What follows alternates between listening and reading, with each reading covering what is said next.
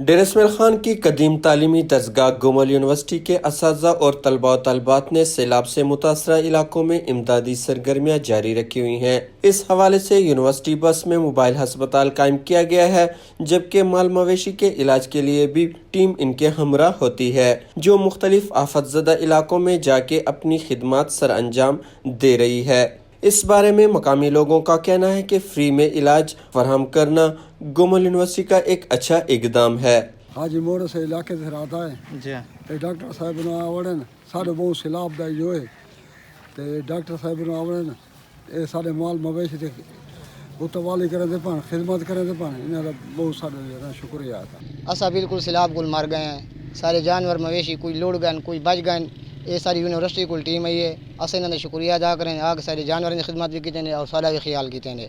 اسا بار بار انہاں دی مہربانی اور گزارش ہے انہاں کولوں سارے بالکل انہاں ساتھ دیتے، سارے نال بالکل جتنا انہاں تعاون تھی سکے کیتے، سارے جانور بہت کمزور تھی گئے، سارے کو کوئی جانی نہ کوئی کہیں قسم مسئلہ یہ کو نہیں، سب کو پانی کھا گئے۔ ٹیم میں موجود خاتون ڈاکٹر مومنہ عطا کا کہنا ہے کہ ہمارے پاس ہیضے اور سکن کی بیماریوں میں مبتلا مریض آ رہے ہیں۔ یہاں پر زیادہ تر جو لوگ ہیں ان کو گیسٹرو ہو رہا ہے، ڈائریا اور وامٹنگ کی کمپلینٹ سے آ رہے ہیں، خاص طور پہ بچے جو ہیں ان کو دانے نکل آئے ہیں، بہت زیادہ الرجی کے سمٹمز ہیں، اور جو بوڑھے اور خواتین ہیں ان کے اندر جو ہے وہ بہت زیادہ گیسٹرو کی وہ پھیل رہی ہے، اور اس کے علاوہ ملیریا جو ہے وہ بھی ہمیں سسپیکٹ کر رہے ہیں کہ ہو سکتا ہے کہ ملیریا بھی، کیونکہ اس کے سمٹمز جو ہیں وہ بھی نظر آ رہے ہیں۔ طبی امداد کے ساتھ ساتھ متاثرین میں تیار راشن اور ٹینکر کے ذریعے صاف پانی بھی مہیا کیا جا رہا ہے۔